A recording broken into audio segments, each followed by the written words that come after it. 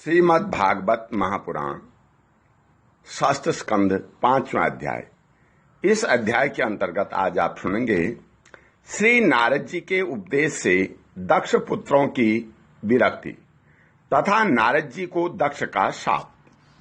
श्री सुखदेव जी कहते हैं, हे परीक्षित, भगवान के शक्ति संचार से दक्ष प्रजापति परम समर्थ हो गए थे। उन्होंने पंचजन की पुत्री असिक्री से सरयस्व नाम के 10,000 पुत्र उत्पन्न किए। हे राजन, दक्ष के ये सभी पुत्र एक आचरण और एक स्वभाव के थे। जब उनके पिता दक्ष ने उन्हें संतान उत्पन्न करने की आज्ञा दी, तब वे तपस्या करने के लिए पश्चिम दिशा की ओर गए।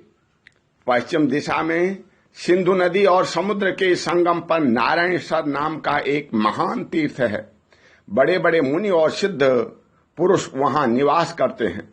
नारायणसर में स्नान करते ही हरियशों के अंतःकरण शुद्ध हो गए। उनकी बुद्धि भागवत धर्म में लग गई। फिर भी अपने पिता दक्ष की आज्ञा से बंधे होने के कारण वे उग्र तपस्या ही करते रहे। जब महर्षि नारद ने देखा कि भागवत धर्म में रुचि होने पर भी ये प्रजा वृद्धि के लिए ही तत्पर हैं, तब उन्होंने उनके पास आकर कहा, अरे अर्यश्रो, तुम प्रजापति हो तो क्या हुआ? वास्तव में तो तुम लोग मूर्ख ही हो। बतलाओ तो, जब तुम लोगों ने पृथ्वी का अंत ही नहीं देखा, तब सृष्टि कैसे करोगे? बड़े खेद की बात है। देखो, एक ऐसा देश है जिसमें एक ही पुरुष है, एक ऐसा बिल है जिसके बाहर निकलने का रास्ता ही नहीं है, एक ऐसी स्त्री है जो बहुरूपणी है, एक ऐसा पुरुष है जो व्यभिचारिणी का पति है, एक ऐसी नदी है जो आगे पीछे दोनों ओर बहती है, एक ऐसा विचित्र घर है जो 25 पदार्थों से बना है, एक ऐसा हंस है जिसकी कहानी बड़ी विचित्र है, एक ऐसा चक्र है जो छुरे एवं वज्र से बना हुआ है और अपने आप घूमता रहता है। मूर्ख हर्यश्यो, जब तक तुम लोग अपने सर्वज्ञ पिता के उचित आदेश को समझ नहीं लोगे और इन उपयुक्त वस्तुओं को देख नहीं लोगे, तब तक उनके आज्ञानुसार सृष्टि कैसे कर सकोगे? श्री सुखदेव जी कहते हैं, हे परीक्षित, हर्यश्व जन्म से ही बड़े बुद्धिमान थे। वे देवर्षि नारद की यह पहेली, ये गूढ़ वचन सुनकर के अपनी बुद्धि से स्वयं ही विचार करने लगे। देवर्षि नारद का कहना तो सच है। यह लिंग शरीर ही, जिसे साधारणतः जीव कहते हैं, पृथ्वी है और यही आत्मा का अनादि बंधन है। इसका अंत विनाश देखे बिना मोक्ष के अनुपयोगी कर्मों में लगे रहने से क्या लाभ है? सचमुच ईश्वर एक ही है। वह जागृत आदि तीनों अवस्थाओं और उनके अभिमानियों से भिन्न उनका साक्षी तुरी है। यही सबका आश्रय है, परंतु उसका आश्रय कोई नहीं है, वही भगवान है। उस प्रकृति आदि से अतीत नित्य युक्त परमात्मा को देखे बिना भगवान के प्रति असमर्पित कर्मों से जीव को क्या लाभ है? जैसे मनुष्य बिल रूप पाताल में प्रवेश करके वहां से नहीं लौट पाता, वैसे ही जीव उसको प्राप्त होकर फिर संसार में नहीं लौटता। जो स्वयं अंतर ज्योति स्वरूप है, उस परमात्मा को जाने बिना विनाशवान स्वर्ग आदि फल देने वाले कर्मों को करने से क्या लाभ है? यह अपनी बुद्धि ही बहुरूपणी और सत्व रज आदि गुणों को धारण करने वाली व्यभिचारिणी स्त्री के समान है। इस जीवन में इसका अंतः जाने बिना, विवेक प्राप्त किए बिना अशांति को अधिकाधिक बढ़ाने वाले कर्म करने का प्रयोजन ही क्या है? यह बुद्धि ही उल्टा स्त्री के समान है। इसके संग से जीव रूप पुरुष का ऐश्वर्य, इसकी स्वतंत्रता नष्ट हो गई है। इसी के पीछे पीछे यह उल्टा स्त्री के पति की भांति न जाने कहां कहां भटक रहा है। इसकी विभिन्न गतियों चालों को जाने बिना ही विवेक रहित कर्मों से क्या सिद्धि मिलेगी। माया ही दोनों ओर बहने वाली नदी है। यह सृष्टि भी करती है और प्रलय भी। जो लोग इसके निकलने के लिए तपस्या, विद्या आदि तट का सहारा लेने लगते हैं, उन्हें रोकने के लिए क्रोध, अहंकार आदि के रूप में वह और भी वेग से बहने लगती है। जो पुरुष उसके वेग से विवश एवं अनभिज्ञ हैं, वह मायिक कर्मों से क्या लाभ उठाएगा। ये 25 तत्व ही एक अद्भुत घर हैं। पुरुष उनका आश्चर्यमय आश्रय है। वही समस्त कार्य कारणात्मक जगत का अधिष्ठाता है। यह बात न जानकर सच्चा स्वतंत्र प्राप्त किए बिना झूठी स्वतंत्रता से किए जाने वाले कर्म व्यर्थ ही हैं। भगवान का स्वरूप बतलाने वाला शास्त्र हंस के समान नीरशीर विवेकी है। वह बंध, मोक्ष, चेतन और जड़ को अलग अलग करके दिखा देता है। ऐसे आध्यात्म शास्त्र रूप हंस का आश्रय छोड़ करके उसे जाने बिना बहिर्मुख बनाने वाले लोगों से लाभ ही क्या है। यह काल ही एक चक्र है। यह निरंतर घूमता रहता है।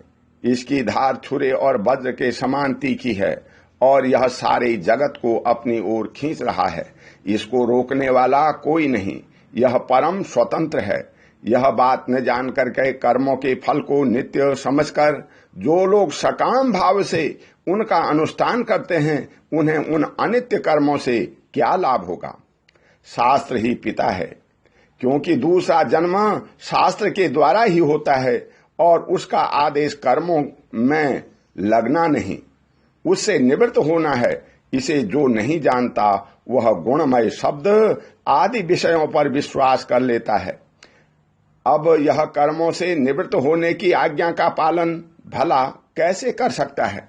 हे परीक्षित, हरिअश्वों ने एक मत से यही निश्चय किया और नारद जी की परिक्रमा करके वे उस मोक्ष पथ के पथिक बन गए जिस पर चल करके फिर लौटना नहीं पड़ता। इसके बाद देवर्षि नारद स्वर ब्रह्म में, संगीत लहरी में अव्यक्त हुए भगवान श्री कृष्ण के चरण कमलों में अपने चित्त को अखंड रूप से स्थिर करके लोक लोकांतरों में विचरने लगे। हे परीक्षित, जब दक्ष प्रजापति को मालूम हुआ कि मेरे शीलवान पुत्र नारद जी के उपदेश से कर्तव्यच्युत हो गए हैं, तब वे शोक से व्याकुल हो गए। उन्हें बड़ा पश्चाताप हुआ। सचमुच अच्छी संतान होना ही शोक का ही कारण है। ब्रह्मा ने दक्ष प्रजापति को बड़ी सांत्वना दी। तब उन्होंने पंचजन नंदनी असिक्री के गर्भ से 1000 पुत्र और उत्पन्न किए। उनका नाम था सबलाश्व। वे भी अपने पिता दक्ष प्रजापति की आज्ञा पाकर प्रजा सृष्टि के उद्देश्य से तप करने के लिए उसी नारायण सरोवर पर गए जहां जाकर के उनके बड़े भाइयों ने सिद्धि प्राप्त की थी। सबलाशों ने वहां जाकर के उस सरोवर में स्नान किया। स्नान मात्र से ही उनके अंतःकरण के सारे मल धुल गए। जब वे परब्रह्म स्वरूप प्रणव का जप करते हुए महान तपस्या में लग गए, कुछ महीनों तक केवल जल और कुछ महीनों तक केवल हवा पीकर ही उन्होंने हम नमस्कार पूर्वक ओंकार रूप भगवान नारायण का ध्यान करते हैं, जो विशुद्ध चित्त में निवास करते हैं, सबके अंतर्यामी हैं तथा सर्वव्यापक एवं परमहंस स्वरूप हैं। इस मंत्र का अभ्यास करते हुए मंत्राधिपति भगवान की आराधना की। हे परीक्षित, इस प्रकार दक्ष के पुत्र सबलाश्व प्रजा सृष्टि के लिए तपस्या में संलग्न थे। उनके पास भी देवर्षि नारद आए और उन्होंने पहले के समान ही कूट वचन कहे। उन्होंने कहा, दक्ष प्रजापति के पुत्रों, मैं तुम लोगों को जो उपदेश देता हूं उसे सुनो। तुम लोग तो अपने भाइयों से बड़ा प्रेम करते हो, इसलिए उनके मार्ग का अनुसंधान करो। जो धर्मज्ञ भाई अपने बड़े भाइयों के श्रेष्ठ मार्ग का अनुसरण करता है, वही सच्चा भाई है। वह पुण्यवान पुरुष परलोक में मरुदगणों के साथ आनंद भोगता है। हे परीक्षित, सब लाशों को इस प्रकार उपदेश देकर के देवर्षि नारद वहां से चले गए और उन लोगों ने भी अपने भाइयों के मार्ग का ही अनुगमन किया, क्योंकि नारद जी का दर्शन कभी व्यर्थ नहीं जाता। वे इस पथ के पथिक बने जो अंतर्मुखी वृत्ति से प्राप्त होने योग्य अत्यंत सुंदर और भगवत प्राप्ति के अनुकूल हैं। वे बीती हुई रात्रियों के समान न तो उस मार्ग से अब तक लौटे हैं और न आगे लौटेंगे ही। दक्ष प्रजापति ने देखा कि आजकल बहुत से अपशकुन हो रहे हैं।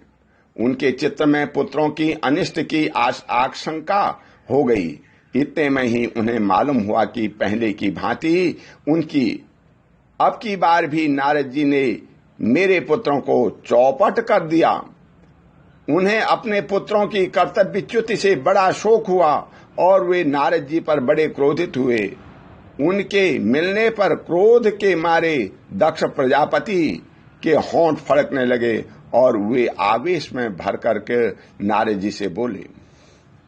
दक्ष प्रजापति ने कहा, ओ दुष्ट, तुमने झूठ मूठ साधुओं का बाना पहन रखा है। तुम्हारे भोले भाले बालकों को भिक्षुकों का मार्ग दिखा करके तुमने हमारा बड़ा वो अपकार किया है। अभी उन्होंने ब्रह्मचर्य से ऋषि ऋण, यज्ञ से देव ऋण, पुत्रोत्पत्ति से पितृ ऋण नहीं उतारा है। उन्हें अभी कर्मफल की नश्वरता के संबंध में भी कुछ नहीं मालूम, परंतु पापात्मन तुमने उनके दोनों लोकों का सुख चौपट कर दिया। सचमुच तुम्हारे हृदय में दया का नाम भी नहीं है। तुम इस प्रकार बच्चों की बुद्धि बिगाड़ते फिरते हो। तुमने भगवान के पदार्थों में रह करके उनकी कीर्ति में कलंक ही लगाया। सचमुच तुम बड़े निर्लज्ज हो। मैं जानता हूं कि भगवान के पार्षद सदा सर्वदा दुखी प्राणियों पर दया करने के लिए व्यग्र रहते हैं, परंतु तुम प्रेम भाव का विनाश करने वाले हो। तुम उन लोगों से भी बैर करते हो जो किसी से बैर नहीं करते।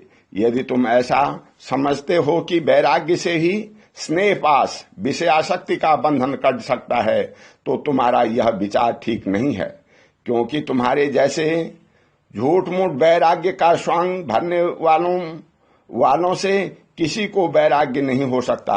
हे नारद, मनुष्य विषयों का अनुभव किए बिना उनकी कटुता नहीं जान सकता। इसलिए उनकी दुष्रूपता का अनुभव होने पर स्वयं जैसा वैराग्य होता है वैसा दूसरे के बहकाने में नहीं होता। हम लोग सद्ग्रस्त हैं, अपनी धर्म मर्यादा का पालन करते हैं। एक बार पहले भी तुमने हमारा असह्य अपकार किया था, तब हमने उसे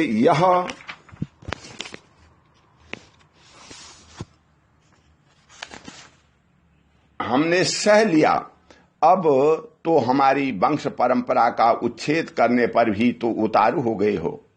तुमने फिर हमारे साथ वही दुष्टता का व्यवहार किया। इसलिए हे मूढ़, जाओ, लोकांतरों में भटकते रहो, कहीं भी तुम्हारे लिए ठहरने को ठौर नहीं होगी। श्री सुखदेव जी कहते हैं, हे परीक्षित, संत शिरोमणि देवर्षि नारद ने भगवत आज्ञा कहकर दक्ष का शाप स्वीकार कर दिया। भगवान ने मैं बस साधुता, उसी का नाम और एक अदला बदली लेने की शक्ति रहने पर भी दूसरे का किया हुआ अपकार सह लिया जाए। ओम शांति। बोलो श्री कृष्ण भगवान की जय।